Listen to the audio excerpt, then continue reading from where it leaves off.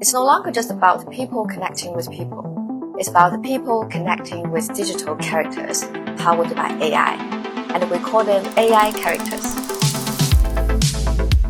You're watching a segment of the AI Character Builders virtual training series from BytePlus. You can sign up to receive all future updates and resources for building AI characters. The link is in the description. Hello everyone, I'm Lan, a solution architect from BytePlus, the enterprise service arm of ByteDance. Today, I want to talk about a new form of social interaction that is quietly emerging. And this shift is creating not only new ways of interaction, but also entirely new business model. Why now? Three things have really come together in just the last 2 years. First, advances in large language models, text-to-speech, and multimodal AI have made the characters feel more lifelike than ever. Second, culture habits, like roleplay and fan-driven storytelling, have found a natural home in these AI experiences. And third, product design has turned this into a flywheel, with short-term and long-term memory, consistent character traits, and even emotional continuity.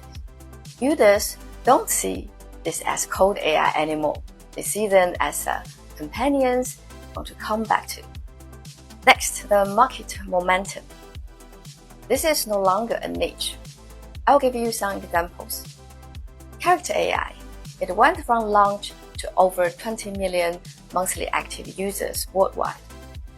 And in 2025, it's estimated to generate around $32.2 million in revenue. Replica. It stayed near the top of social app revenue charts for years, proving that digital companionship isn't just a passing trend. Take Talkie AI as an example. It proved that even newcomers in the market can rise fast. In the US, its downloads actually passed the character AI in some periods. Altogether, global consumer spend on AI character apps have already reached the $221 million as of July 2025, up about 64% year over year. This makes one thing very clear. AI characters are becoming real, sustainable business, not just experiments. Who is using it? Data from Sensor Tower shows that in top AI character apps, users aged 18 to 35 make up a major share of the base. In addition, app figures report that in companion app category, 18 to 24-year-olds alone can count for around 65% of users. That tells us something. The users are deeply digital native, comfortable with non-traditional forms of connection. As for gender, some apps like Character AI, Talkie AI tend to see higher adoption among female users, although this differs by platform. These users aren't simply using the app. What they are really doing is building a new kind of social experience. They express themselves through the characters, shape, they create, and then share with the community for other people to use as well.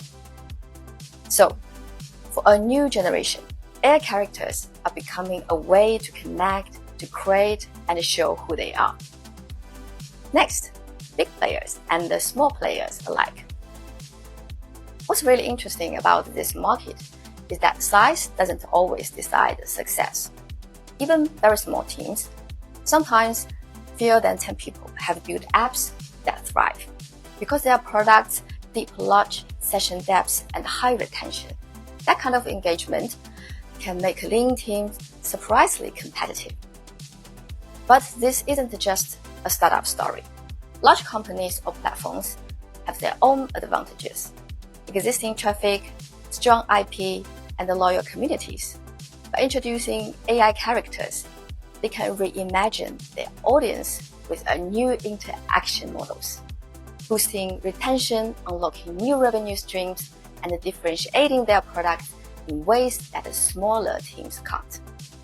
So whether you are a startup or an established platform, the opportunity is real, and the playbook is wide open. Multimodal, memory, monetization. Text-based chat is just the starting point. Today, AI characters are becoming richer and more immersive. Voice interaction makes conversation feel alive. Image and video generation bring characters into a visual world. Music sets a vibe and gives emotional depth. And it's not only about how characters look and sound, it's also about how they remember. With short-term memory, conversations feel more coherent in the moment. With long-term memory, relationships can carry over days, weeks, even months, so users feel the continuity, not just the one-off conversation. Put all together, multimodality and memory are what transform a chatbot into a character. And that transformation is exactly what unlocks the new business models. Subscriptions, premium voices for skin, storylines, IP collaborations, and more. Well, BytePlus fits in. Of course, getting all of this to work at scale is not easy. It requires balancing dialogue quality, multimodal input-output, cost efficiency, and safety. If you look closer, it also comes down to good prompt and the context engineering. How you shape your system prompts for large language model, how you tune memory, and how you optimize latency when voice, image, video are all in play. At BytePlus, we help companies, big and small, move fast at this journey. From rapid experiments to long-term architectures, from character memory design to multimodal experiences with image, video, voice. We provide the model's API, system prompt guidance, and the best practices to make these ideals real. To sum it up, AI characters are not about replacing human connection. They are about designing a new form of connection. Connections that can be remembered, extended, and monetized. And as the industry matures, the real question isn't if people will adopt AI characters. It's how you will build yours. What kind of prompts you will design, which modality you will combine, and how you will make it meaningful for your users. Thank you for watching. Stay tuned for part 2 of Global AI Character Trends. Follow the link in the description to sign up and get more resources.